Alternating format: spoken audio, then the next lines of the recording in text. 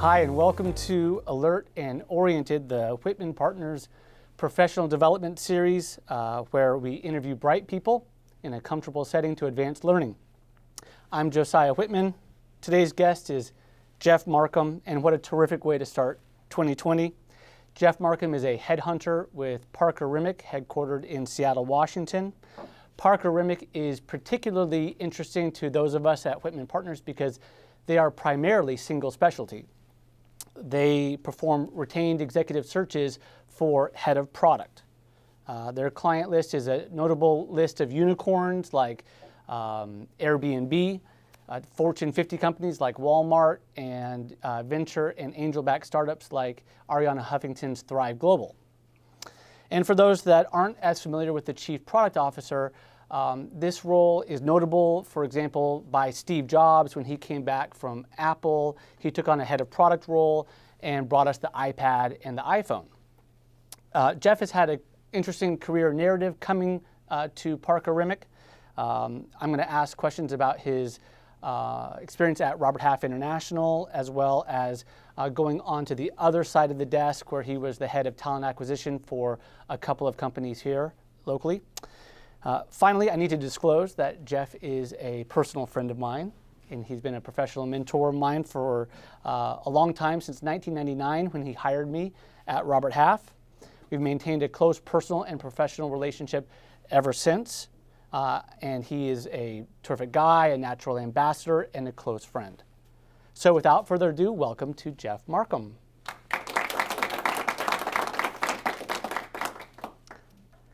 Jeff, we're going to get to your retained executive search experience here shortly, but I want to begin by maybe asking a couple of questions relating back to your history and your career coming out of even high school. And then we're going to take questions at the end. And so let's start here. You went to Wilson High School. Yep, go Trojans. Yeah. And you were if I remember right, you played on the baseball team, and were you mostly an athlete? Were there any signs at that time that you had a future in recruiting? I don't think recruiting specifically. I played baseball, played basketball, played a little bit of football. Was part of the debate team as well, which was more, I think, a precursor to my eventual interest in potentially going to law school. Yep. But ended up scrapping those plans when I interned at a business law firm in college, and basically read contracts for 12 hours a day. Yeah. So decided that wasn't for me. Sure. Could not have been more boring, I suspect. Okay, so high school, you go to Oregon State, Beavers. Mm-hmm. Yep. And as a Beaver, you were the rush chair of your fraternity. And for those that are the non-initiated, the rush chair is actually in charge of recruiting into a fraternity. Is that sort of coincidence, or was there something there at this point? I think it was coincidence. It was so early, I think it was just coincidence. I don't think I had grand plans when I was 19, 20 years old of becoming a recruiter, but I think I enjoyed the social aspects and the sort of semi-sales aspects of recruiting at that point. Okay, all right. And so now, coming out of college, how long till Robert Half? Kind of tell us that story as to what brought you to Robert Half International. After college, I lived in Jackson Hole for about 18 months, doing sort of the ski bum thing. And then I moved back to Portland with no job. And actually, a fraternity brother of mine had been with a competitor of Robert Half and for a couple of years, and had done quite well. And so he actually had me interview with his firm, and to do sort of a well-rounded search of my own, I decided to interview with the 2 or 3 what I thought were the best recruiting firms in Portland at the time. Right. And Robert Half, again, at that point seemed to be the best fit for me. So. Right.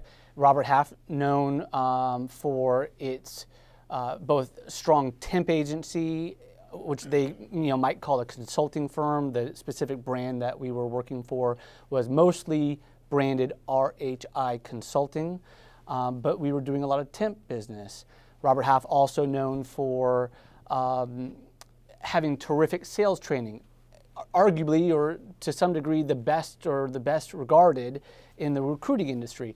Tell us a little bit about what you learned, maybe what skills you perfected for recruiting while at Robert Half. Mm-hmm. Yeah, I mean, and at the time that I joined Robert Half, and actually when you joined Robert Half as well, but I joined this brand new division called Robert Half, or RHI Consulting at the time, Robert Half Technology now, and it was basically the second or third office opened for all of Robert Half in this technology-focused sector. Mm-hmm. And it was a nice launching pad, I think, for that group, because Robert Half for 50 years had, at that point, for 48 years, I think it was, had been in the accounting finance recruiting world. And I think, to this day, it's funny. I think the foundation that was built for me at that point was really around sort of this numbers game, right? And I think all of us at Robert Half sort of think negatively about this numbers game mentality, but even to this day, with what I do today in C-level executive search, there's still definitely a numbers game. It's still a numbers game. Whether it's 5 candidates or 10, it's maybe not 30 or 40 or 50 like back then. Right. But there's still this sort of mentality around you just don't quit until the numbers end up with ultimately a placement. Right. And I just think Robert Half had some real discipline or taught some real discipline around planning and being intentional about your time and all these things that as a 22 or 23-year-old at the time, it really resonated with me. And I don't know if they still run it that way or if it's so regimented, but right. When you're at that point in your career, it's a really nice foundation for, I think, the rest of your career if you're going to be in this business. Sure. You spent several years with Robert Half. They moved you around. They had you run offices. I think you moved to San Francisco. Here's an interesting development. You go from Robert Half, which is very much a temp agency, an average bill rate, I'm just going to throw out numbers, $45 an hour maybe more in San Francisco, an average pay rate, $25, $26, $27 an hour. And then you go to Nosal Partners, which is a pure retained executive search firm. That must have been a bit of a culture shock. It must have been a culture shock for you, and it probably was a bit of a training exercise for David Nosal. Can you kind of walk us through what was a eye-opener to go from temp, contingency, and then over to Nosal Partners? Yeah, Robert Half had moved me to San Francisco to essentially run the office there, run half the office there. And when I realized that I didn't really want my boss's job anymore at that point, and I think the Robert Half thing had kind of run its course, I learned of this thing living in San Francisco, because it's such a big market, about this thing called retained executive search. And so I did all this research on it. I researched all the top companies and the big four basically, which are Russell Reynolds, Spencer Stewart, Korn Ferry, and Heidrick & Struggles. And I basically just started my own little, and I was still at Robert Half, and I started basically cold calling all of these San Francisco leaders of these retained offices. Right. And I was pretty far down the path with Heidrick & Struggles at the time, and there was a Wall Street Journal article about this guy named David Nosal, who at the time had just left Korn Ferry. He was their still to this day, their all-time biggest biller, and ran their technology practice, ran their CEO practice.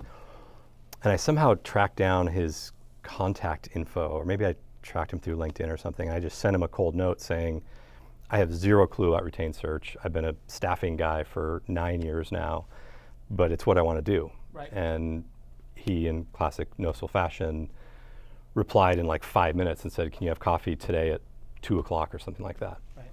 And during that meeting, I told him I'm supposed to get an offer this coming Friday, I think it was, from Heidrick & Struggles to be an associate. And he said, well, if you cancel that meeting, I'll make you an offer right now, and you're just going to basically carry my bag for the next 2 years or 3 years or however long. And I thought the carry the bag thing was sort of a figure of speech. And yeah, and it wasn't. For the next 3 years, I literally carried his bag through airports all over the world, and I sat in his office, and while he was on every single call, I mean, with Larry Ellison, all these famous tech, John Chambers from Cisco, and he really just taught me the retained search business, which at that level is quite different than staffing. Sure. I know it's obviously involved in some searches, but it was really like a boot camp in retained search from arguably, the most accomplished or one of the most accomplished retained search executives in the world. Sure. Give me an example of maybe something that you might have learned from him.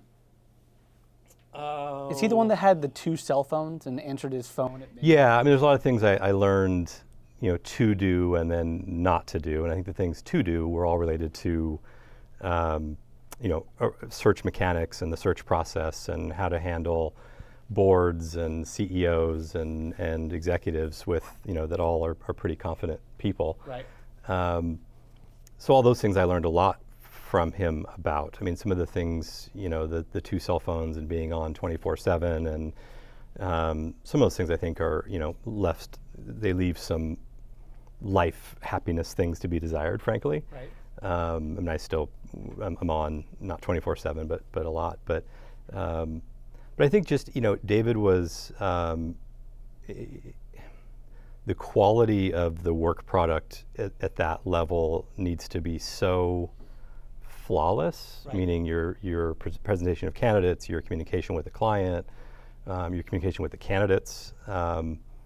There's so little room for any sort of slip up or even a spelling error, just anything at all. Interesting. Because you only have you may only have one shot with right. Either this candidate, this executive who's maybe going to be a candidate, or right. with the placement itself. And I think also the importance of getting as much information up front from both the client and the candidate as you possibly can, right down to compensation and everything that's going to potentially spring up later in the search process. Fascinating. So you're talking about a lot of questions early in the process. Also, in our world, we're dealing with a lot of, people that are clinicians that are, oh, by the way, now executives. And we see spelling errors on resumes, and we see typos, and we see some resumes that, and I'm afraid that just sort of for a takeaway for us, that we might see, and we might mirror that behavior, which is a little bit loose with the grammar and the spell check. And it sounds to me like one of your takeaways was you've got one chance to make this impression. Don't have a spelling error. Don't have a grammar. Yeah, I mean, and the spelling error thing, that's just an example. I mean, I think it's in the main, it's broader. The stakes are just higher because sometimes you might have only 2 or 3 finalists in a search, not 10 or 11. And if 2 of those 3 finalists fall off and you're down to 1 finalist candidate, your back's against the wall. So I think I learned from him so much about, and again, I just learned so much from him about just the mechanics of a search and the process that it takes, and the sequential process that it takes to really land the right executive for a role, as well as I think honestly with our clients. And I'd never heard of anybody counseling a search committee or a board to not make a hire, especially with somebody that we had recommended earlier in the process, when it ultimately will extend the length of the search. And that was something that he was very consultative about, and we were very consultative about at Parker Remick, around being very blunt and honest about, we've had second thoughts about this candidate. We've done some back channels on this candidate. We're not entirely sure they're the right person for the role. Right.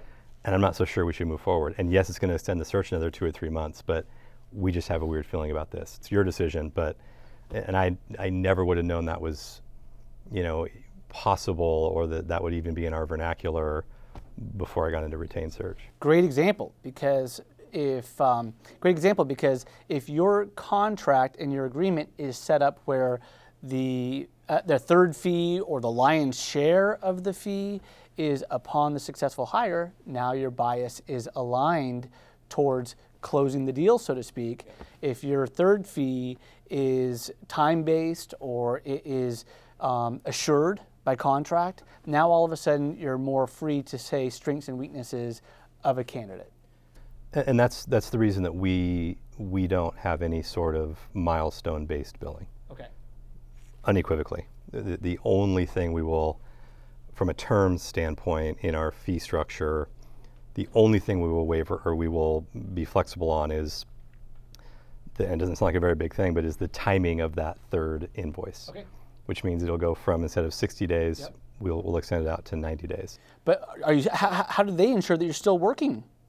If it's 91 days and the search, you've got the third of your 3 fees, how do they ensure that you're working your full team, that you are not distracted by the next potential business development opportunity?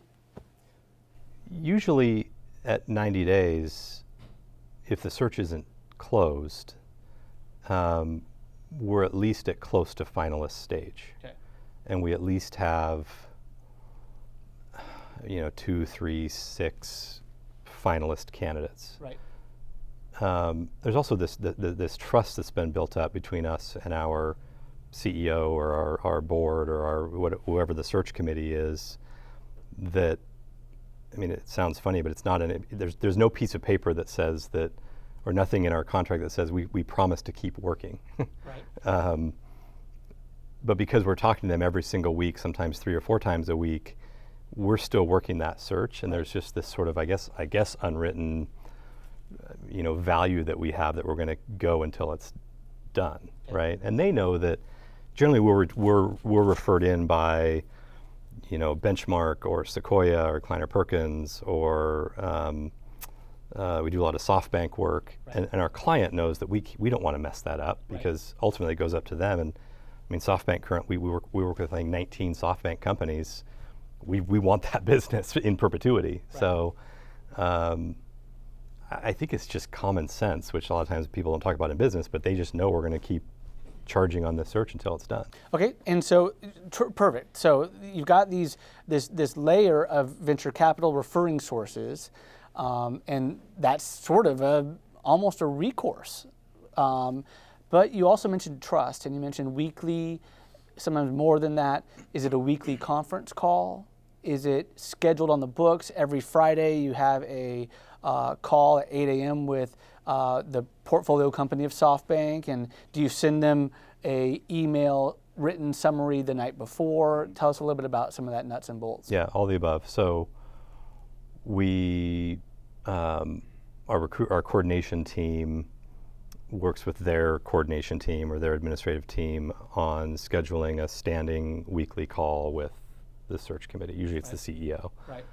Sometimes the CEO has a partner, or maybe the head of HR, maybe the head of executive search, and it's every Thursday at 3:30 Pacific, or if it's a search I have in London, it's maybe 8 a.m. our time every single week, Right. without fail. And we don't miss them, we don't cancel them, we don't. It's on the books, whether or not we've made progress in that last week or not. Right. And to your question about summaries and things, we send out 24 hours beforehand. We send out our sort of spreadsheet, if you will, that's just a Google Doc that shows all the candidates and sort of all the details of each candidate. And then prior to the call, and that's what we work off of, and it's shared, so they can see us making changes. We can see them making changes during the call, Right. and it's video. Interesting. And then after the call, and those calls last about an hour, or 45 minutes to an hour. After the call, then a summary is sent out as to what just happened during that call. So everyone on both teams kind of has their marching orders. Interesting. And we do that till the search is done. Great. That summary is definitely something that we certainly do the conference calls, and we do sometimes to some degree we do the weekly conference calls, but the summary is not. Yeah, I mean, and the summary really, maybe a summary isn't the right word. It's really a marching order, a to-do list, Okay. right? So if they say we want to have Sally Johnson meet with these 5 people on our team, these 5 executives. We're very intentional about saying, okay, who on your side is going to be reaching out to Sally to schedule that? Right. And we try to stay out of the scheduling. We try to let them take care of that. Really? Good move. Scheduling is so hard. Yeah. Well, and thankfully, because we're working usually with the CEO or the CEO and founder, Brian Chesky at Airbnb. I mean, he has an administrative assistant who's been with him for 16 years and knows. I mean, she is just on it. And she manages the schedule. Yeah, Yeah. and we just don't want to be in the middle of that. It just Right. doesn't.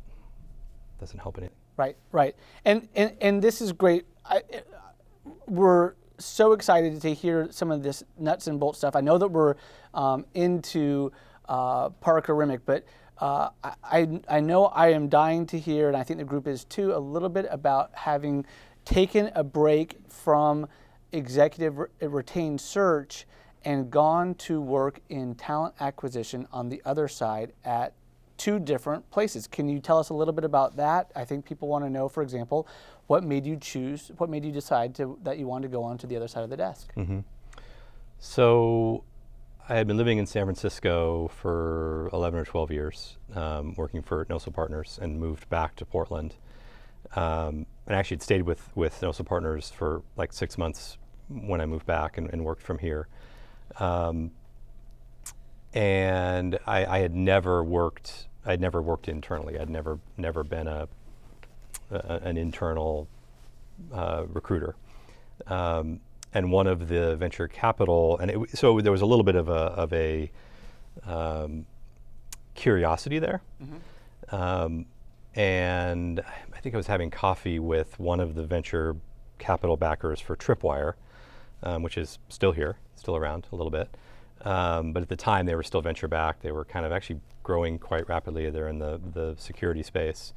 And this VC guy said, well, we're actually, one of my portfolio companies is looking for a head of global recruiting. We want to grow internationally throughout Europe and Asia. And why don't I set you up with the CEO and you can have a chat and see where it goes. And so that's how I ended up doing it. Mm-hmm. Nosal Partners, as many people know, had some things happen that caused a little bit of a shake in the business, and so it was a good time for me to do that.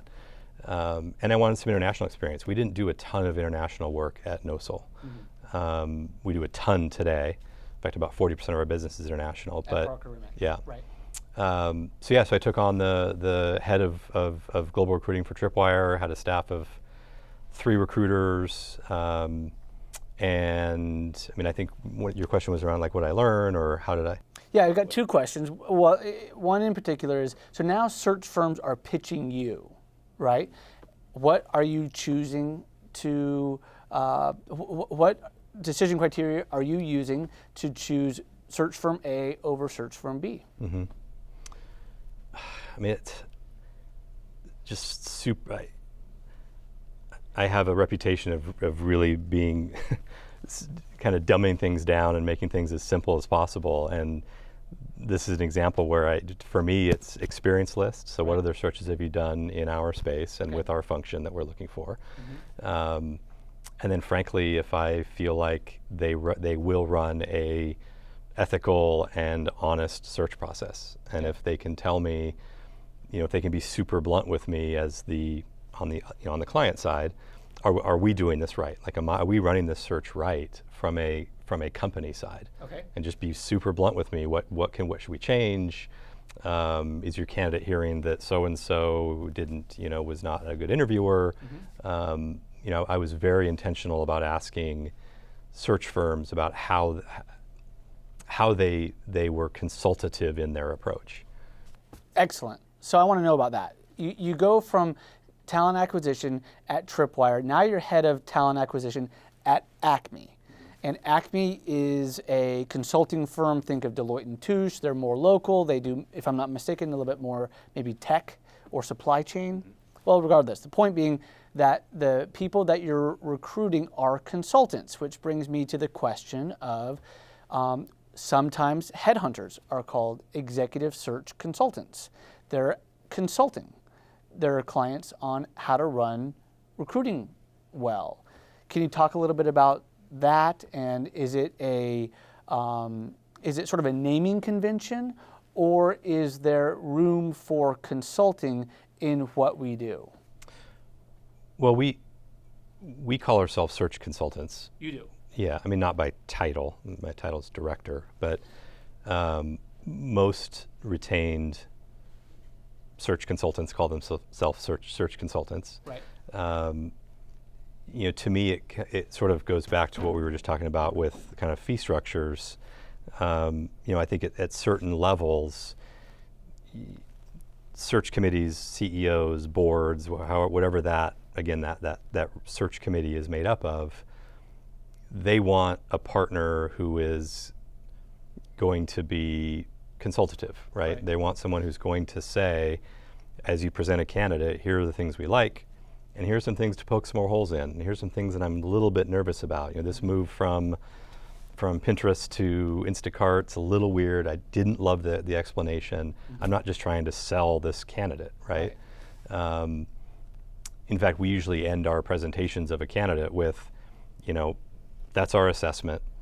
Totally understand if you don't want to talk to them based on these hole poking components, right? So and I think if it's harder to do that, or it's harder to come across that way if there's it's not impossible, but it's one of the reasons that we schedule our fees so they're purely retained. Right. And it's a selling point to our clients that we say we are consultants through and through. Right. I'd say one out of, not many, but there are probably a couple times a quarter we will actually get a signed retainer, fly down to San Francisco, fly to New York, fly to London, wherever we need to go, do the intakes, and come out at the end and tell them, we don't think you need to do a search right now. Or we think that Joe Smith, who is ready to take this role, is your guy or your gal or what have you. So when you're ready to do a search, or let's keep in touch. But we're very, again, intentional about whether we feel there's a search there or not. Because frankly, if we don't think there is, we don't want that search. It's going to be a hell. It's just going to be a hell search if they're not truly ready. Right. Or if there's an incumbent in there that's going to be who's A, ready, and B, if there is a search being done as part of the interview process, and is going to be, a stick in the spokes. Okay, you mentioned travel, so you're traveling right at the jump, as opposed to traveling with a slate of 5, 6, or 7 candidates, 10 candidates in the Whitman Partners model. You're not traveling halfway through; you're traveling right at the jump. Yes. 100% of the time, or most of the time? I don't mean to put you on the spot. 100% of the intake session. Okay. So we get a retainer signed, within a week. We're getting on a plane. Myself, whoever the search leader and the team is. While we're doing the intakes, our team back in Seattle or Bellingham, they're in the room on video. And we're meeting, 5 or 6 executives that are, key components to that search. Right. And then once we come back to the farm, if you will, we're not necessarily traveling at all in regards to that particular search. But I'm on the road. I'm in San Francisco at least once a week. But that's more just kind of BD and meeting venture capitalists and the like. But as far as the search travel goes, it's just at the very beginning for the intake session. So we're a little limited in time, and so I'm going to kind of skip ahead to what I think is an area that you can provide a lot of insight for us, and that is the single specialty nature of Parker Remick. And I know that it is primarily, probably underline the word primarily. Would you kind of speak to that, and would you kind of speak to how you handle when you've got that search that is signed for something that is outside your strike zone, how you resist the urge to take that on when there's clearly money available? Mm-hmm.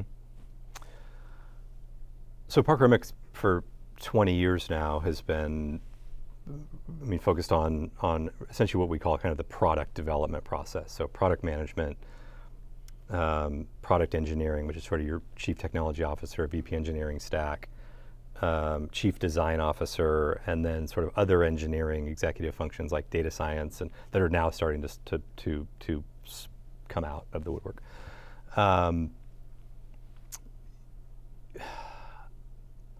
One of the reasons that we have stayed so, I think, focused on these couple of functional areas, but very related functional areas, is I think a function of the sector and the market that we're in, which is in the main is technology, right? and also primarily, 60% of our work is in San Francisco or in the Bay Area. And I think if firms that haven't stayed focused on these couple of functional areas, Right. frankly, they don't get as much work. Right. Now, some of the bigger firms have functional focuses within them, right? So they've got a team of product management, executive search people, engineering, legal, HR, but the generalist, outside of being geographically focused, Right. like a firm I worked for called Hartz, Right. the real trend has been to be very focused on, again, either a sector, right, or functionally focused. We've given a lot of thought actually to, do we choose another function like marketing, like chief marketing officers and VPs of marketing, because we do get that demand. The biggest demand we get is for the marketing function, probably because of our product management focus. And we've actually been lightly looking for probably somebody in San Francisco who is a CMO specialist in technology to come and lead that practice for us. Right. But our entire firm is really focused on those areas. And frankly, I think we probably win 90% of our business just solely based on our experience list. Okay. And our reputation with that experience list. And so if you had that search available, CMO goes to perhaps this soft search for a person in San Francisco, you would not take that on? Too new to rank. Marketing, we have three CMO searches right now, but they've been on the heels of a CMO or a CPO search done, a CTO search done, and then our client says, hey, we don't care that you don't do marketing searches, we just know we like you so much. Right. Can you take this on? So, and we have a couple analysts that have some marketing research backgrounds, and we're doing quite well on those three searches. So, I think it's a natural extension that at some point we'll probably start doing, CMO and VP of marketing searches. Right. We've also talked about potentially getting into the sort of CHRO practice or area. Always tempting, right? Yeah. But it's not, I think we think of what can we be successful in first, and sort of what does a CHRO naturally lead to second, which is potentially more search work. We want to do great in the practice area that we're in first, and then decide from there. Sure. So maybe one last question, and that is, so you've got a search for a chief product officer in, let's just say Airbnb, and tell me about the resources that are applied internally. And what I'm referring to is, I think that the term you might use is, do you have a job title called a principal? Mm-hmm. Tell me a little bit about who's on a search when you get Airbnb search. Yeah. So our execution teams are generally dependent on sort of stage and size and frankly the relevance of our client, right? So like Airbnb, Instacart, Pinterest, Nextdoor, those are all what we call unicorn or decacorns, what they're calling them now, because they're more than $1 billion or more than $10 billion in valuation. For those, and because we're usually referred in by arguably the top 2 or 3 venture capital firms in the world, we sort of we overweight, if you will, the search teams based on I think experience and just the titling within our firm, right? So the Airbnbs of the world will have like two directors, let's say 2 of me, 1 or 2 principals, generally 2 or 3 research associates, and then we've got a team of recruiting coordinators. So they have a team of 8 or 9 Parker Remick employees on that search. Really? Earlier stage search they just kicked off this morning or kicked off yesterday. When I say earlier stage, like it's a Series A company, big Series A, but a fairly well-known, investment group, VC group. That is just me as a director, 1 principal who I do a lot of work with, and then 2 research associates. So that's just a team of 4. Right. So it just depends. Walmart, Visa, Google, those are very big teams. We stack the research on those. So it just sort of depends. We always have at least one search leader and then one sort of what we call a second. And then we have kind of the associate and research level. Okay, that's fascinating. How many searches are you on right now? Oh, 9. Yeah. And our 9, at 9 as of today, I just won one this morning, but we traditionally are supposed to only have anywhere from 4 to really like 4 to 5 at any one time. But that also depends on, I think, the individual, how busy people want to be and how much they can handle. And right. Yeah. A little bit of, eat what you kill, maybe, if you will. Yeah. Okay, great.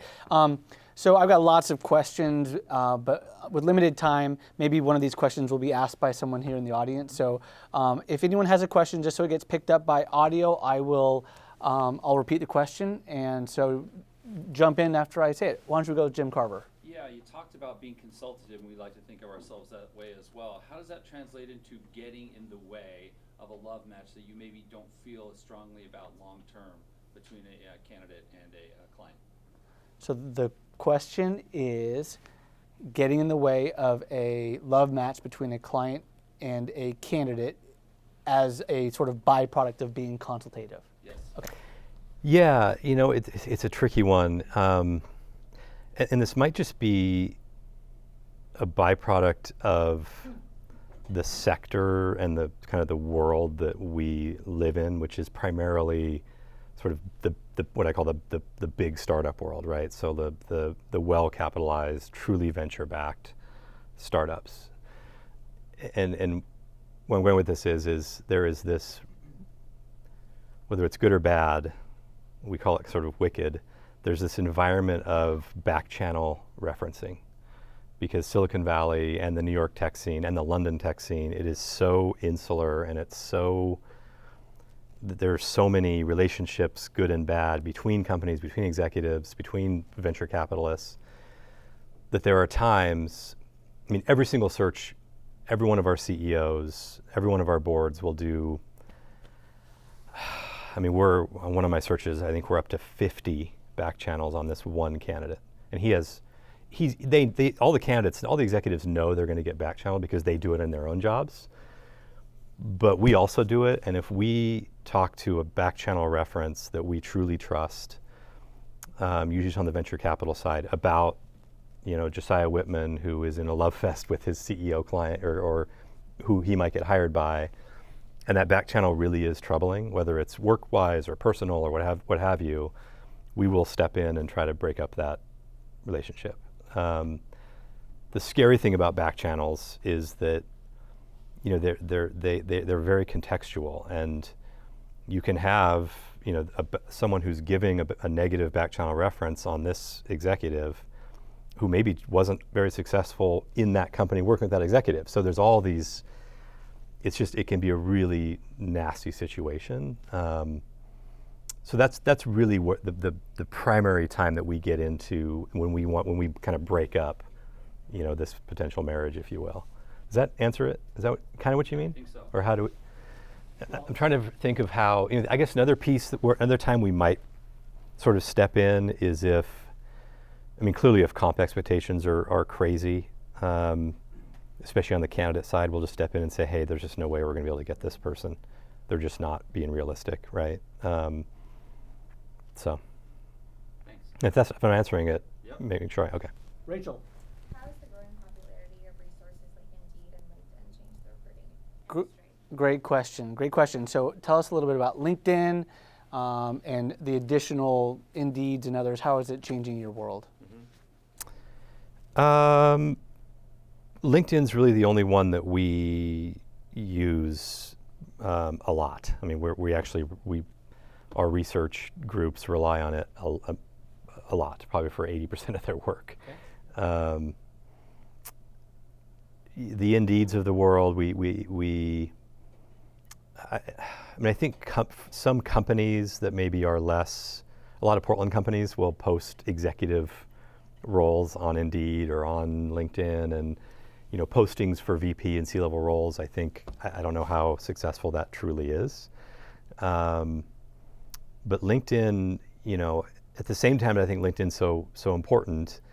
I think my colleagues probably get sick of me saying this, or my clients do, but there's a lot more than just a profile. Like there's actually a story behind this LinkedIn profile, right? So sometimes we'll share a profile with a client, and the client just via email will say, "Oh, way too jumpy, way too many jobs. I don't way too much going on." Well, the story might be that they look jumpy because their 3 last employers were acquired, right? So if it says, if someone's been at Instagram and now they're at Facebook, that was an acquisition, by the way, right? So I think that LinkedIn's very important. I also think that it needs to be taken with a grain of salt, and it also the accuracy. There's nobody vetting that people are being super blunt and honest about their LinkedIn profiles, mainly dates. Sometimes we found that executives have been at companies for a less time than actually their LinkedIn profile states. But I think it's valuable just from a candidate, from an initial research standpoint as to who's out there and who's at various companies. So Great. Caitlin? Do you vet every candidate personally, or do you delegate that to somebody on your team to sort of get the relationship building piece? no, we do, yeah. So our research associates, they essentially compile a list of candidates for us to go after based on the spec that we've kind of all created after we come back from our intake sessions. So when we come back from our 8-hour intake sessions, we compile everybody's notes, we collate it, we put it all together, and we basically go with like a 6-point spec that every candidate needs to at least hit at a minimum. And that can be industry, it can be education, it can be obviously the experience, the products that they've led. And then we have weekly calls, basically. I talked about that already, but I'm the one who's reaching out to the candidates or to the executives and setting up, and then my assistant sets up the interviews, and then I'm vetting them. So they raise their hand with interest, and then you reach out to vet them, and then Correct. assess whether you'd like to present. Yes, and we have an hour to an hour and a half interview, and then I decide from there if I think they're a good candidate. Great question about vetting. Okay, Sam. So, pardon me.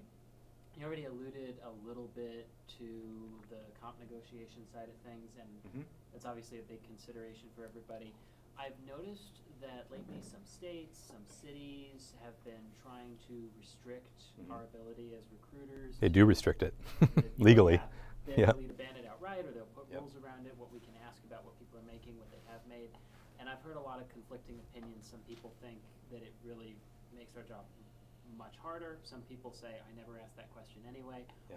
What's your approach to candidate salary histories as that relates to what you do with them? Yeah. Great question about salary history, Sam. Well, most the laws that we abide by, we can share what someone is making with our client as long as our candidate has told us under their own volition that what they're making.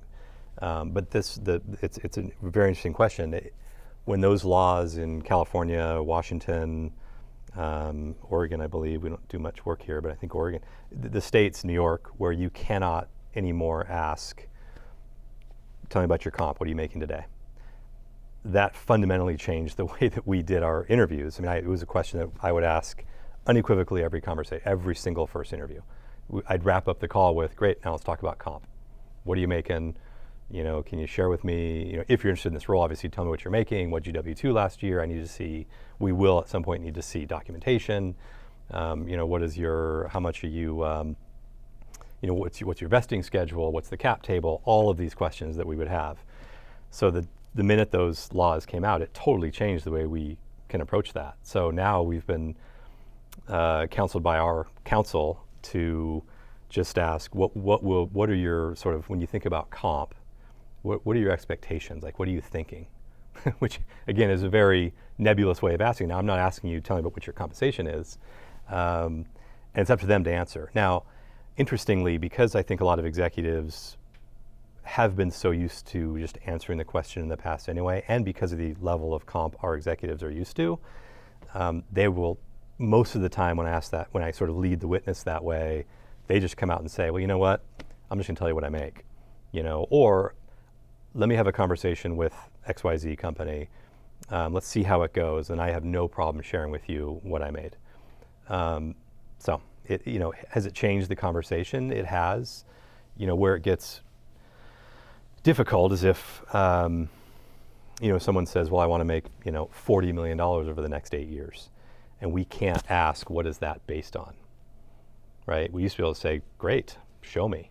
Show me that you've done that the last 8 years. And we just can't do that anymore. So. Well, that's great. Let's take one final question and then wrap up. Jeff Yoakum in the back. Yeah, Jeff, from the business development perspective, are you, when you're pitching clients that are new clients, not these legacy clients? Yeah. How much are you doing that in isolation, where it's just like they're pretty comfortable with you and you're pitching them? Or how much are you in a jump ball situation up against other firms? And I guess the question is, how are you going to win? You know what I mean? When you guys are. Yeah. And the question is, how do you win when you're in a shootout or a jump ball? I can't remember the last time that we weren't in a shootout, jump ball, whatever you want to call it. Unless it's a repeat client, like we put in the chief product officer, or they have a CTO role, and they say, great, let's do this. But even when we are referred in by, I do a lot of work with Sequoia, which is a big venture capital firm that many people may have heard of. Even when Jessica introduces me personally to Joe Smith, CEO of XYZ company, he is still talking to, our three or four biggest competitors. And frankly, we welcome that, right? Because if Joe Smith, the CEO of XYZ company, feels it more with, Paul Diversa at Diversa Partners, or so-and-so at one of our other competitors, then that's probably a better match anyway. Like, feels it like personally, right? So our philosophy has always just been, hey, our pitch is basically the same every time, except for what experience list we share, right? If it's in a certain sector, we share a certain experience list. But if, it doesn't change our pitch, except for, again, that experience list, and then also if it's a Series A company versus, a gigantic, if it's an Airbnb or a Lyft or what have you, then it changes kind of how we talk about us a little bit, but it's competitive every time. Will you pitch by video conference, or will you travel on spec to try to win business? Usually it's video, or it's so easy to bop down to San Francisco, on the 6 a.m. or 7:30 flight and home at 6 p.m. or 8 p.m. If we can get some lined up, that's one of the reasons I'm in San Francisco at least a day a week, and it's usually just fly down, fly back. We'd rather do it in person, but with the speed sometimes requires us just to say, hey, let's talk tomorrow. Can we just get on a Google Hangout or a Zoom video or what have you? And I think, again, I think because I sort of live in the technology world, video is such a normal thing now. I think for other sectors it may not be, or like healthcare it may not be. I don't know. I don't know how prevalent, how comfortable people are on video. Like we've done a lot of work for some pretty big publicly traded companies in sort of older industries, and they just don't seem as, the video thing is just sort of a foreign thing to them. So we might fly to go see those guys. It's growing in healthcare. I mean, the presence of Apple, iPhone, and FaceTime has made it so much easier for us to do video, but it is something that we could do a lot more with. So Jeff, thank you very much. Really appreciate your time and your insights, and very gracious with things that are about your history and your career and your employer. That concludes our first speaker of 2020. In a moment, let's thank Jeff Markham for sharing his insights. Look for future sessions related to diversity in recruiting and EQ, as well as the buy side of Director of Surgical Services Search, the people that are hiring directly from us. Thanks to everyone for coming. We look forward to our next chance to chat. Thank you.